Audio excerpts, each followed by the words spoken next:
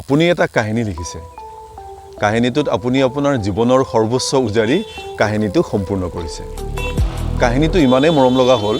আপুনি আপোনাৰ লগ বন্ধু জ্যেষ্ঠ অভিজ্ঞ ব্যক্তিসকলক আপুনি কাহিনীটো শুনালে দিন বাগৰি গ'ল এদিন এনেকুৱা এটা দিন আহিল যেটো দিনত আপুনি গম পালে আপুনি লিখা কাহিনীটোৰ দৰেই হুবহু এটা কাহিনী প্ৰস্তুত হৈ উলিয়াইছে কেনে লাগিব আপোনাৰ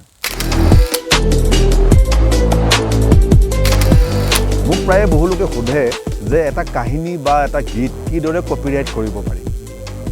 তেনেহ'লে আহক আজি আমি জানো how to copyright A script copyright হৈছে এটা আইনী প্ৰক্ৰিয়া যাৰ দ্বাৰা আপুনি আপোনাৰ সৃষ্টিক বা ক্ৰিয়েটিভিটিক সংৰক্ষণ দিব পাৰে মানে সহজ ভাষাত ক'বলৈ হ'লে আপোনাক এটা আইনী অধিকাৰ এটা দিয়া যায় যাৰ জৰিয়তে আপুনি আপোনাৰ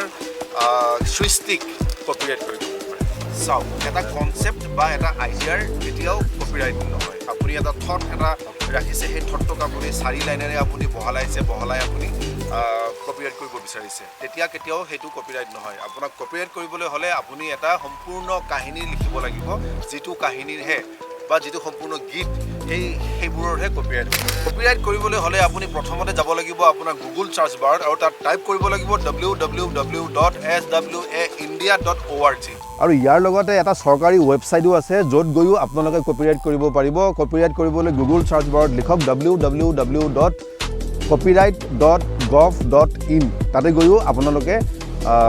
আপোনাৰ নিজৰ সৃষ্টিসমূহ কপিৰাইট কৰিব পাৰে ক্ৰিয়েটিভিটি অনুযায়ী 200 টকাৰ পৰা 40,000 টকালৈকে ইয়াত আপোনালোকে কপিৰাইটৰ মাচুল দিব লগা হ'ব পাৰে কিন্তু চিন্তা কৰিব নালাগে যিবোৰ স্ক্ৰিপ্ট ৰাইটাৰ আছে যিবোৰ নিউ কমাৰ্চ ডাইৰেক্টৰ আছে ফিল্ম মেকাৰ আছে তেওঁলোকে মাত্ৰ 200 পৰা 500 টকাৰ ভিতৰতে এটা স্ক্ৰিপ্ট বা এটা কনচেপ্টটো কপিৰাইট নহয় এটা স্ক্ৰিপ্ট কপিৰাইট কৰিব পাৰিব তো আজিলৈকে এইখিনিয়েই